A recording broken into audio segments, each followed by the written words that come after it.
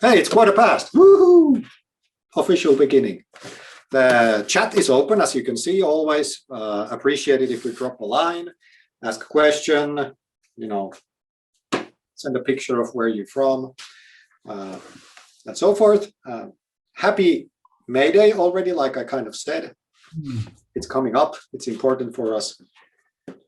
And the theme of today is organizational change, and especially how maybe it is done and seen. Let me get set up for my everything. I guess reminders to start recording Lee and myself. There we go. And here we are. Let's start with practical stuff. Emails and feedback systems. Some of you, those of you who are Aalto students, you have no idea what I'm talking about. Those of you who are tourists in this class probably have no idea what I'm talking about. Those of you who have registered to the FITEC system know pretty much what I'm talking about. So FITEC system assumed that you will be, or actually we got your email as the Aalto email. Well, most of you don't use the Aalto email because you just got it like 1 month ago. And this has caused a little bit of hassle because you didn't receive our emails. Thank you for being patient. We didn't see that coming. And then the other problem is that those are the only emails we can use because GDPR and everything. So, but now Kiara and Lee have pretty much fixed the situation. And I'm sure this week and next week will be much better. And don't worry, if you missed the first deadline for the first exercise, we extended that by week. So no problem there. Easy to be flexible in a situation like that. Nevertheless, it's quite a cocktail of putting all of these elements together. And speaking of cocktails, here's a basic recipe for success in this course, just to remind us all how it goes. And now that this has actually happened, it's also helped us to figure out what we need to make sure everybody knows. If you miss a lecture, tell us about it, if attendance is required, so to speak. And we have a recipe for you how you cure absence, and we have a policy for it. I'll tell you a secret. It is that please watch the videos and send us your notes about the video. But contact us and you will get the instructions. 2, if you can't contact your pair, which happened for many people, because some of them dropped out of the course and so forth, again, contact us. And Lee and Kiara will manage that. And I'm sure that as time goes by, there will be less of a hassle.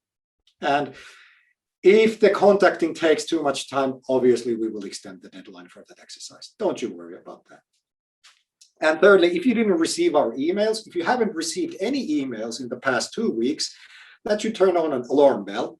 Again, contact us. And like I said, we are a bit cumbersome because of, well, good reasons, but we're fixing this as we go. Couldn't have done much about it in before. Check your junk folder as well. And then no cocktail is perfect without the little umbrella, or like in this picture, the little strawberry and everything. It really helps us if you go and sign the attendance form at the end of the lecture. So afterwards, we don't have to hunt for your attendance if that is required to get the credits. Okay. Having said all that, I just want to remind, in this course, we actually, Jari and me and Kiara and Lee, we want you to learn and meet people. So let's make the bureaucracy flexible and make sure that you get the pairs, you get the work done. Yes, let's extend deadlines and everything. So that's our philosophy. I hope it doesn't surprise you, but yes, there are rules and regulations and that, but at the end of the day, we want you to learn and have a good experience. So having said that, we will figure out a solution for your problem. And just be a little bit patient. You are over 200 people. Okay, any questions about that?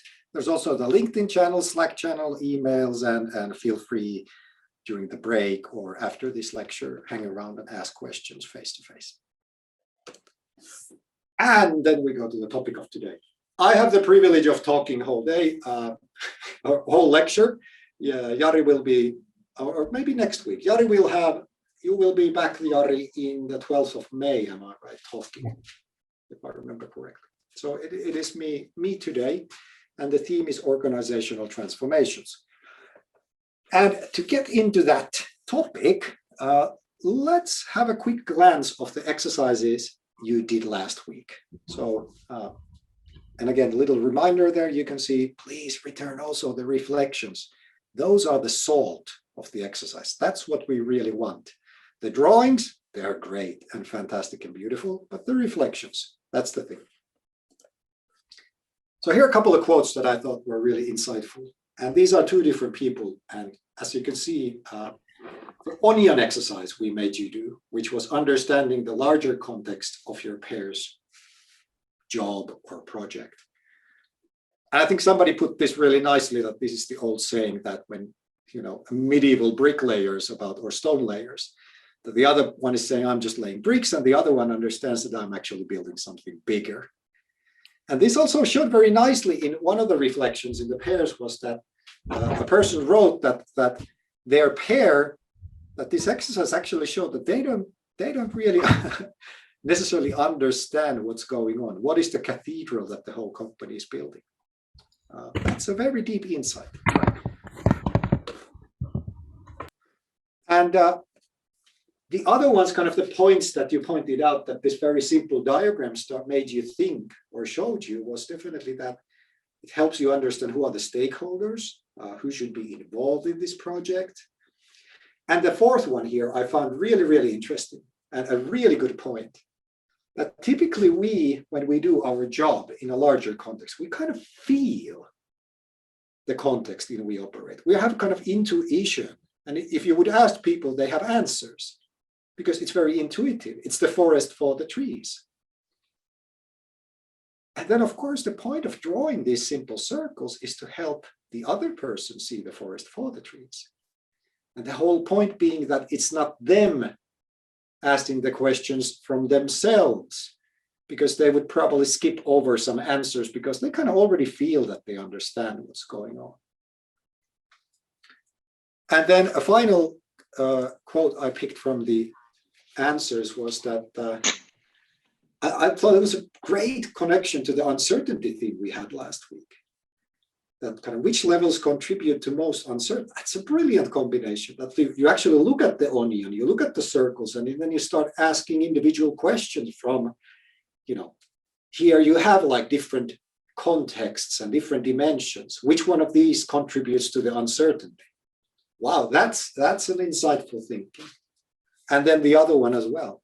And I don't, whoever wrote this says that was surprisingly eye-opening. Well, no shit, those are really good questions and really insightful stuff. So excellent. And this is the fun part of this course.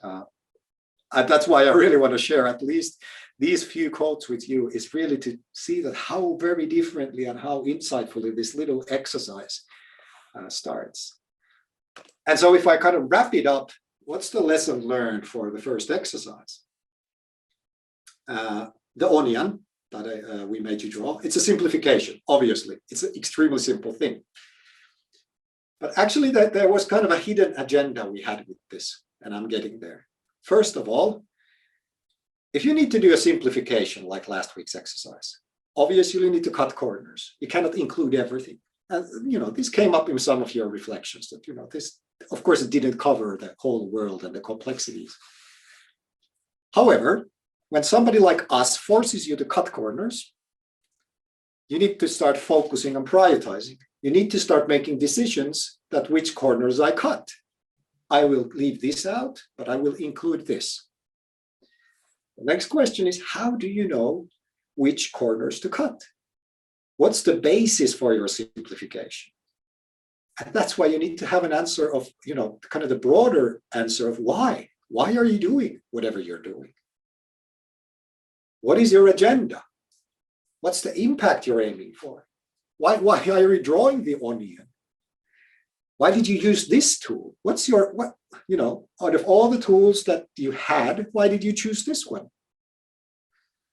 And really want to emphasize, because obviously we didn't tell you, we didn't give you any agenda. This was kind of the thing we wanted to do with the first exercise, is to show you that maybe you got the experience of why am I doing this? I'm making a simplification, but how should I simplify? Well, the answer is that we didn't push you to have an agenda. We didn't push you to find a reason why you're doing this exercise, except that we made you do the exercise. So, like I said, we didn't ask you to answer those questions yet, but that's coming up. In this week's exercise, we're going to go a little bit further and then kind of a little bit further about why are you doing these exercises, which of course is the whole point for you as a facilitator to be quite clear and for you to be able to communicate to other people that why are we drawing silly diagrams? Why are we having this workshop? Why are you hired into this company? So I want to really go through the limitations, or how should I say, the things we didn't cover in the exercise. So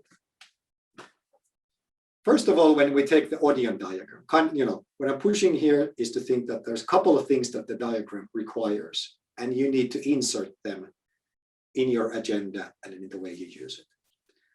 So, for example, if you think about this course and you're a student at Aalto University, you could draw a diagram putting you in the middle, then the exercise is the next layer, the course is the next layer, and then your degree is the next one.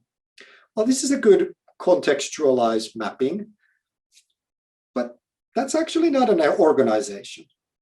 So if your goal is to change an organization or facilitate it, the things that you're drawing with this or making other people draw probably should be an organization. Just a note. So let's change it a little bit. Let's change it so that there's you and your pair, there's the other course participants, and there's everybody at the course. Now that's already an organization because that's a group of people divided into subgroups and so forth. So it's an organization. And now if you draw this onion out, but there's no agenda for change. This is just kind of, why did we draw this? What does this, where is this going? What are we aiming at? So kind of summarize this. So for example, if you draw an organization, first of all, making sure that it's an organization. What is the actual organization you're drawing? And of course, the next level here is what Jari talked about last week, is what are the lenses? What are the lenses in your eyeglasses when you draw this organization in this simplification diagram? And why are you drawing this? And you can ask us, why are we together drawing this? Why are you asking the other person to draw this, and so forth and so forth? Which is another way of putting what is this week's exercise, which I'm going to come at the end of this lecture. What's the desired impact? That's another way of asking, why are we doing this? What are we trying to achieve with this exercise, with this workshop, with this project, with this tool? So keep that in mind. So exercise 1 to be continued in the next episode of exercises.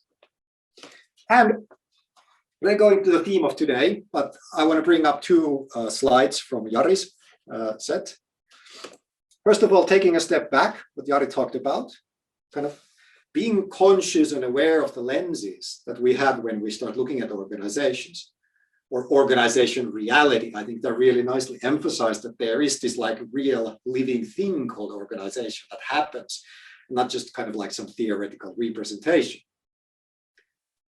So remembering that, and remembering that all the different aspects of an organizational reality, the whole lovely human social contextuality that happens when you put more than one people together, i.e. an organization. And you can have these kind of different aspects or lenses of looking at it as the language and the meanings, the whole relationality of it, the human relations and the relationship between humans and things and all that. Processuality, which is something we do in the exercise this week, having more of a temporal dimension into all of this. The practices, what people actually do with their hands. That's the stuff that John Schucht studied in the Japanese car manufacturing factories in the 1980s and so forth.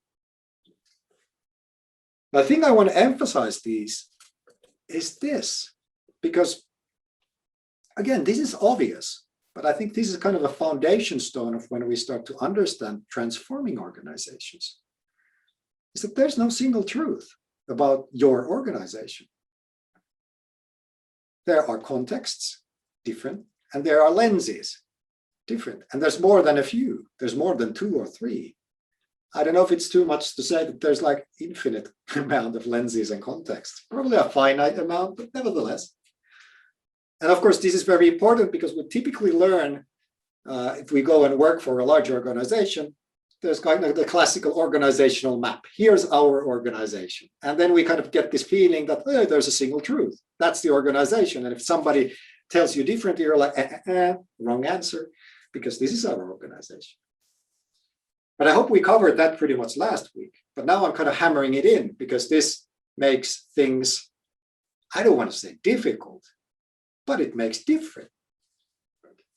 And sometimes for us, engineers and very kind of technical people, people who have an education where you kind of have single existing truths, or at least you feel a passion about finding them.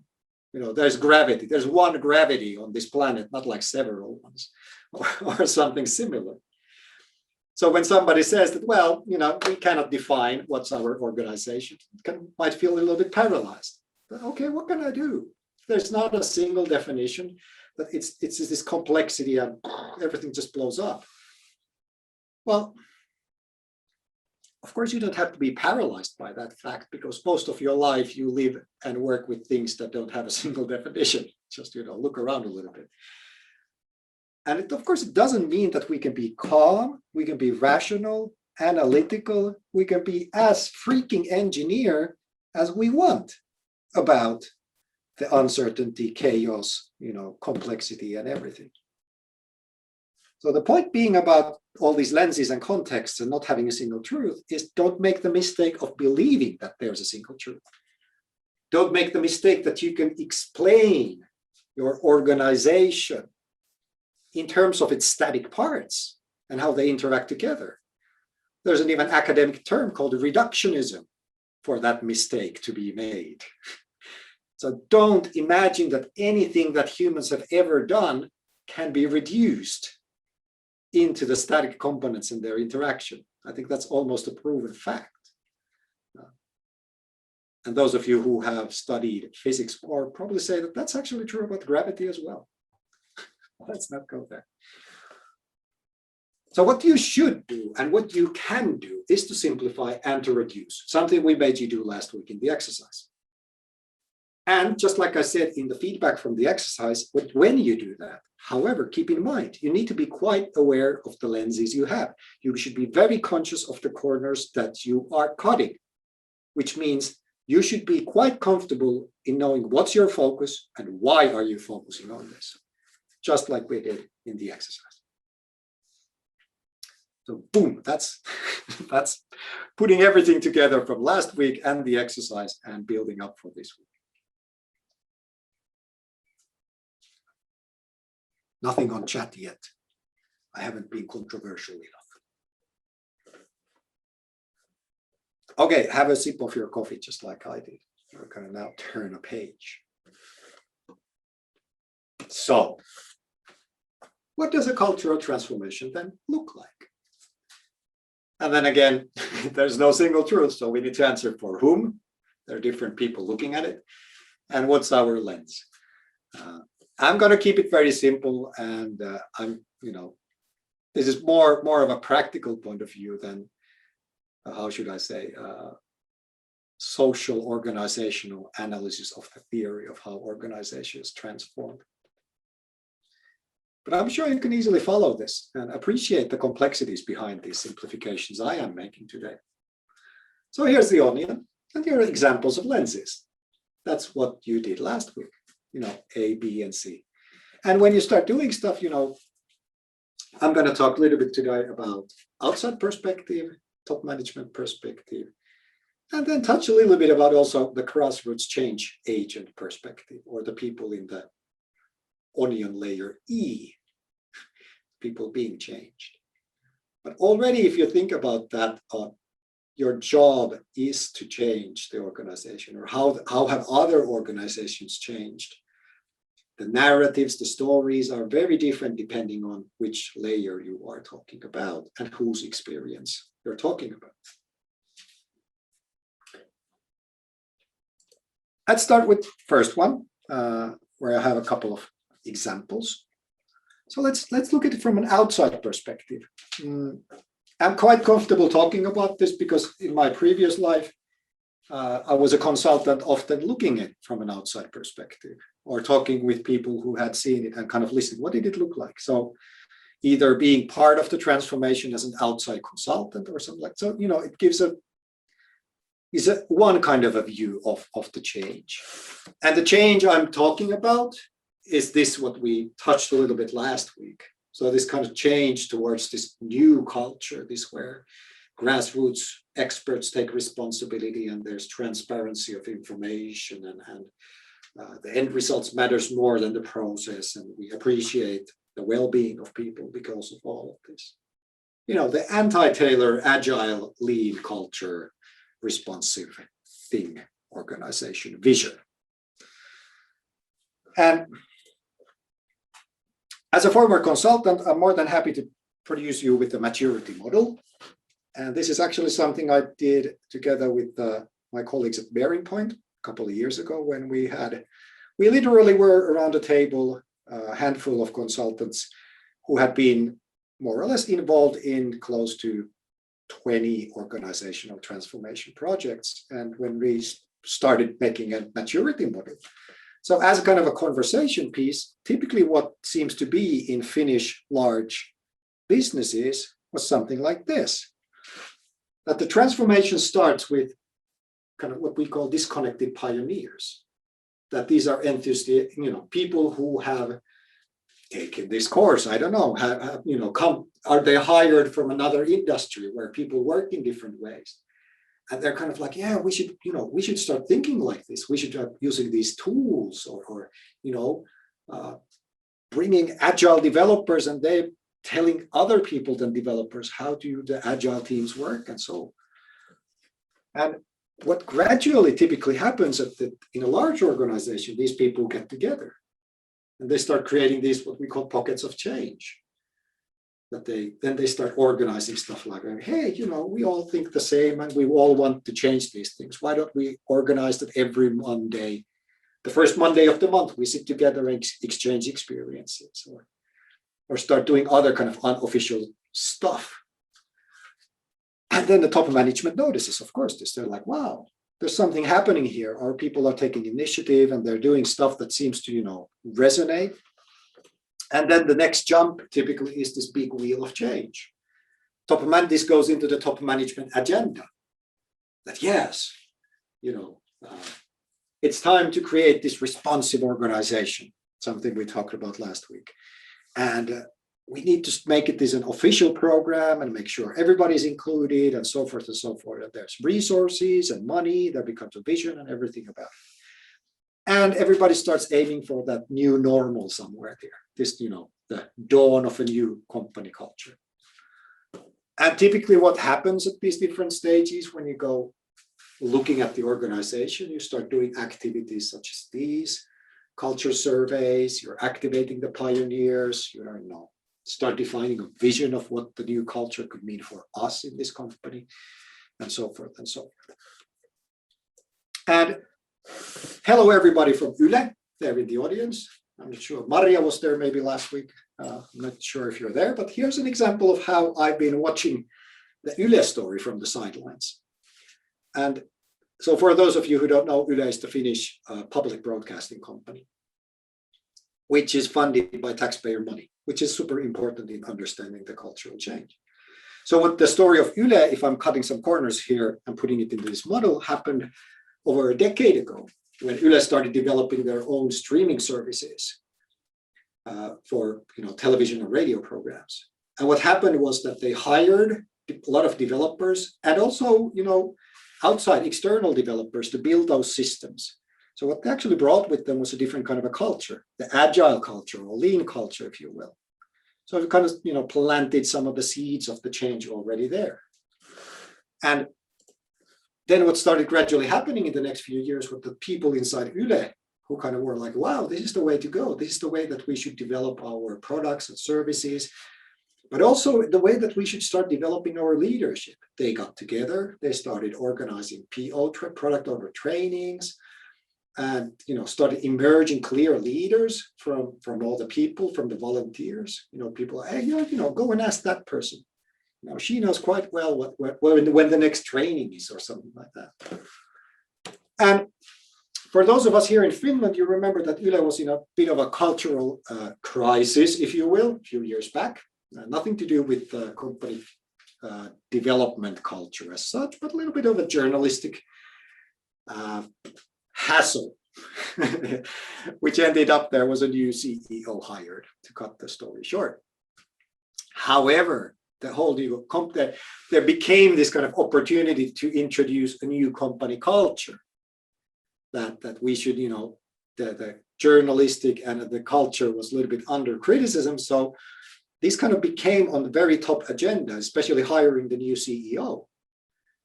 And this was a great opportunity, at least this is how I saw it. The things started happening. A big wheel started turning. The new CEO came in, the transformation got a lot of energy and resources. And actually, interestingly, what happened was that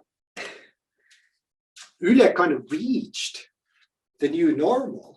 They actually reached some kind of a level where a lot of people were very conscious and using, agile, lean, design thinking principles. So in a way, a great success.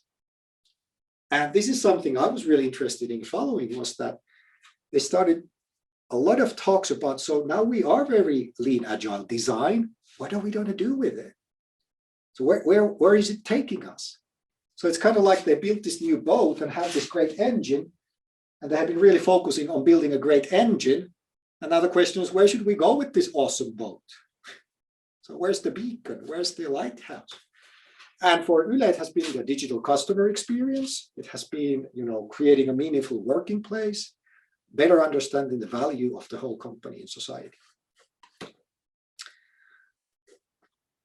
I hope that those who are from Yle listening, this kind of does justice for your story. But hey, it's an outside view.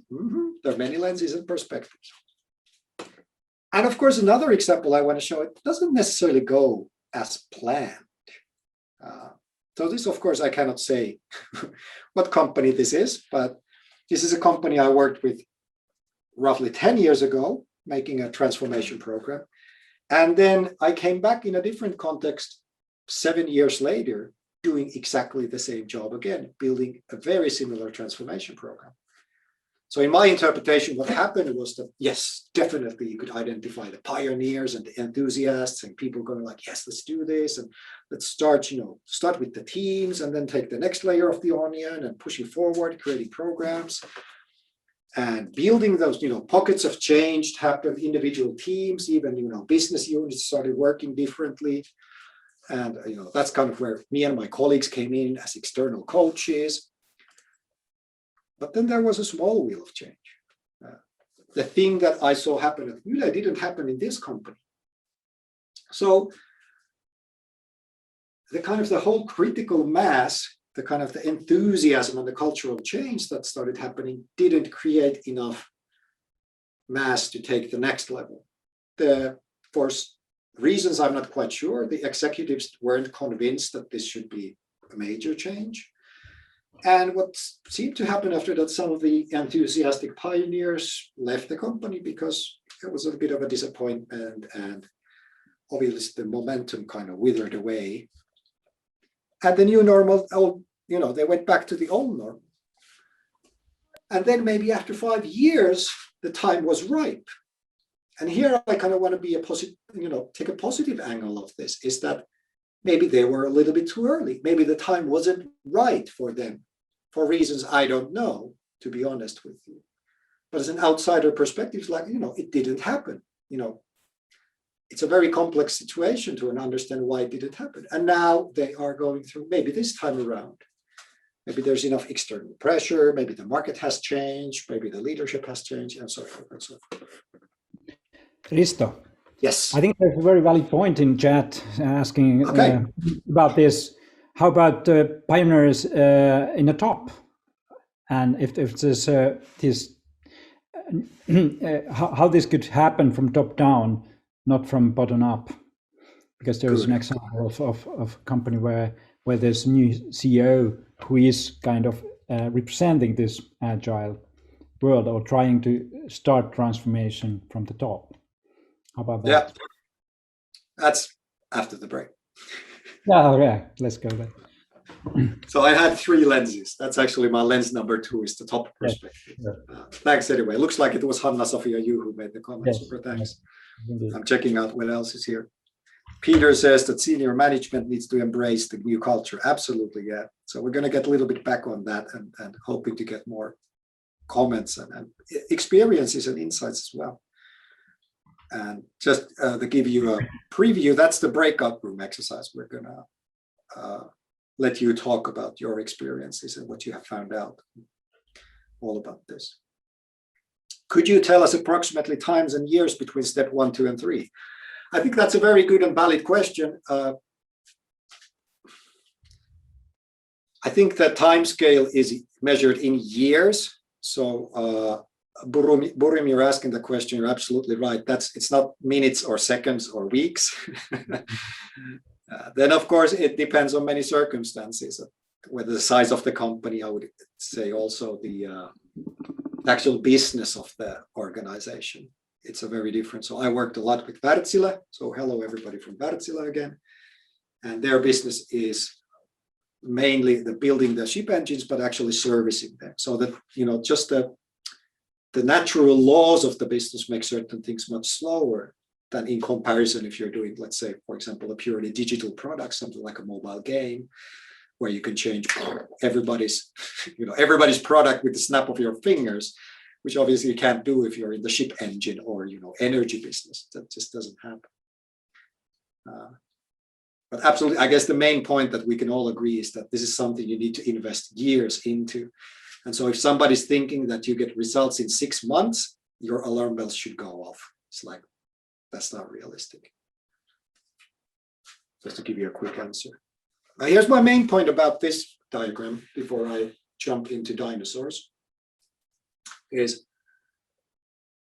that it changes even if there's no official change program. And this is, again, I hope this is very obvious to everybody. Company culture is a living, many-dimensional organism, and it keeps on changing whether there's an official program or not. And sometimes it's very good. People, smart people take things forward. Some smart people get together and start changing the immediate onion layers that they have power to change.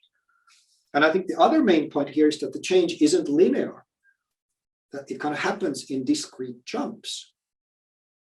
And definitely, if there's like a change program or let's say a new CEO hired, those are the jump points where things might jump quite a lot and something suddenly happens that has been, boiling a little bit for a couple of years.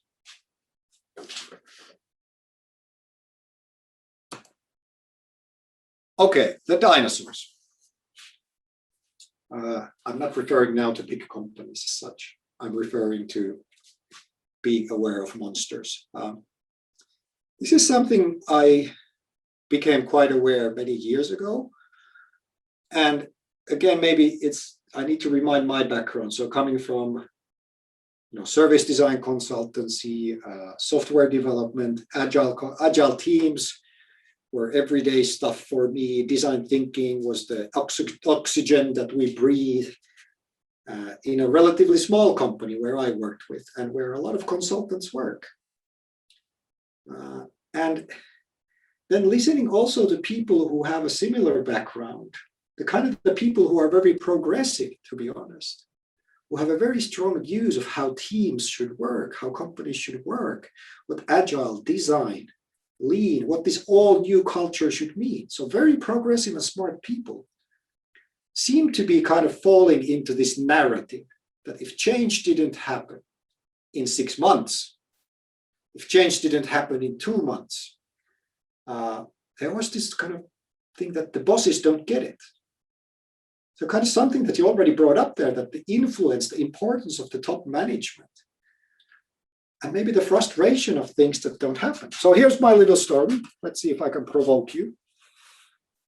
So here the red people here are the these are the progressives, if you will. These are the service designers, developers, business designers, all of these people who are very quite aware that what's the contemporary and future organization should look like. And, like any people, when you put together, you kind of get this strong feelings and inspiration of autonomous teams and, flat organizations. And old men in suits are dumb, they haven't seen the real world. They don't even know how to use their smartphones. How should they understand digital business or something like that? Bureaucracy becomes an enemy and so forth and so forth. And then the black here is the boss person. And obviously they're like, what are you talking about? And maybe they, the boss person starts asking questions back because they are looking at the whole organization literally from the bird's eye view. They're looking from a bigger picture. So, what I started listening into this and, listening to the boss people asking questions such as these. That, okay, how do you coordinate among you? How do you organize among yourselves? What's your, how do you do that? Or are you talking about individual projects? Are you not talking about tools? Are you talking about our R&D functionality? Or what, can you give me some more context or, a lens, what you're talking about when you talk about organizational change? And then how do I present to the board? If the board is the one that makes all these big changes, and if I initiate, what do I tell them? Do I tell them that no bosses and flat organizations? And maybe just realizing we are actually a very large organization, a huge corporation with different country sites and everything. How have you thought of how do we do this in that context? And then kind of provocatively saying that then typically the people might be like, what are you talking about? I have no idea what you're talking about. And in the worst case scenario, it becomes like this. People are like, boss people are stupid. They don't get it. They're going to be unemployed and the company's going to go. And then the boss people are like, well, obviously these people just don't understand how to run a large corporation. And of course, what happens is very counterproductive for everybody. The change agents, if you will, they're like, revolution, we should kick out the top management. And then what the top management is like, this is not for us. I kind of get the design thinking, agile, lean, but obviously they don't understand how to run a business. So let's forget everything about it and leave it there somewhere. It's a good thing for them, but not for the whole company. Okay, here's my point. What brought us here? Now, you might not buy this point, but I'm going to present it. My point is this. Agile, lean startup, design thinking, even lean, the classical lean Six Sigma thinking are partly to blame for if you find these contrasts. Why? Because if you look at where these come from, if you look at actually the tools and the stuff, what's the layer where they come from? They have the origins in a single product, service development, innovation, context. Let's take, for example, Agile Manifesto. It was never meant to be a corporate culture organization manual. No, it was meant to be a manifesto for creating digital software products. Same pretty much goes for, design thinking and design tools as well. So I'm saying, and you might agree or disagree with me, I think this is often the blind spot. Because now just what we talked last week is that many of these things are pushing organizations to be changed. And when you take these paradigms, like the lean startup or design thinking, they find themselves in a situation that they need to design organizational things. So I think you should be very conscious of the blind spots and the history of this, that there's so many different things in those other layers that you don't necessarily understand. So kind of as a final point before the break, if you could design an organization from scratch. So I guess my next point is that how do you solve this? How do you think about this? Well, first of all, I'm pushing you to think that if you had the opportunity to take whatever organization you're working for and design it from scratch, would you design it from inside out? Would you start from, the inner part of the onion and then go to the next one and then the next one and then the next one? Probably not. I would say, of course not. If you had the opportunity to start an organization from scratch, you would probably start from the outside, the customer, the markets, the whole business domain, because that's the ecosystem where it should live. You shouldn't start from the individuals and then go for the teams. So before I wrap it up, just an example of how startups do it. So my example is a startup that I'm very familiar with. Just watching how they are doing stuff and growing. So rental is it's kind of the Shopify for renting. That's their slogan. But nevertheless, it's a B2B startup doing rental cloud SaaS software. But how do they, they started from scratch. There were three people who started a company, and they started from outside in, obviously. But even before step one, they had a step zero. Why are we doing this? What's our focus? What's the purpose? And of course, that's the founding vision. And then they start outside in. What's our unique advantage in the market? Step number two, how do we organize ourselves if this is the unique advantage? Step number three, how do we make decisions if we organize ourselves like this? And then more into detail, how do we split into teams, how individual teams work and function, and then to the individual. So who are the individuals that we hire? What's our recruitment process? And obvious stuff, they started super small, so every recruitment in the beginning is extremely important.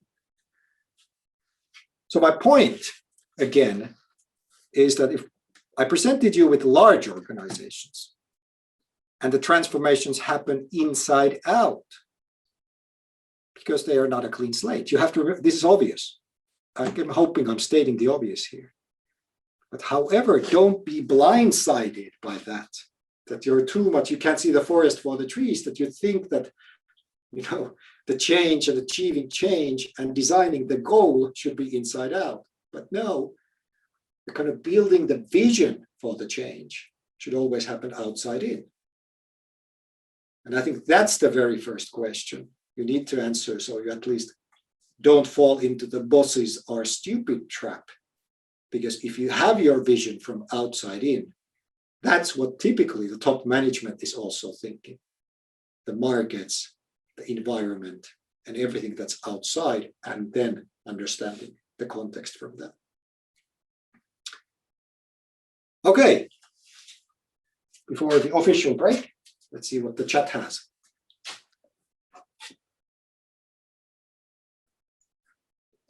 Thank you, first of all, to everybody who has put comments here. Yeah, Peter, I like your comment that the change agents need the bosses to see the opportunities and the bigger pictures. Excellent points.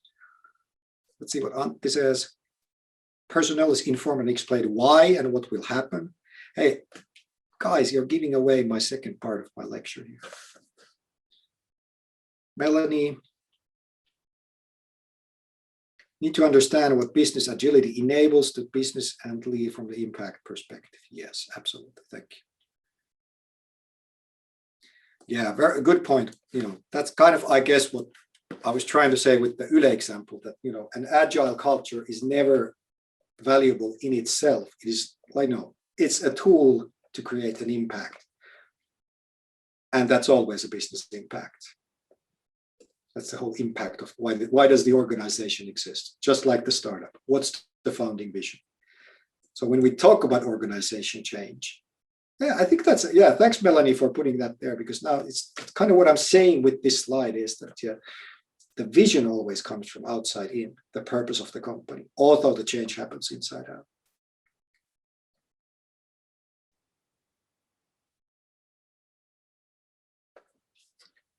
Oh, Ulla is asking what's the name of the company. Well, I'm happy to advertise. It's called the Rental.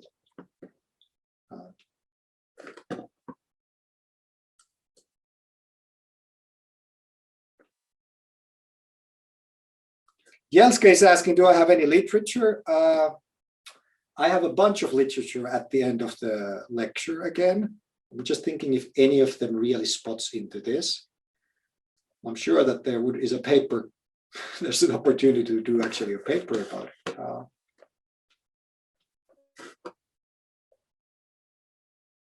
But hey, it's 5.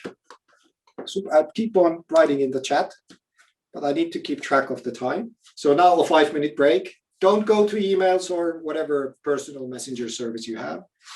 Open your garage door and get some oxygen in. Take a quick walk. Going to the toilet is a good walk. But hey, see you in, I'll continue 5 past.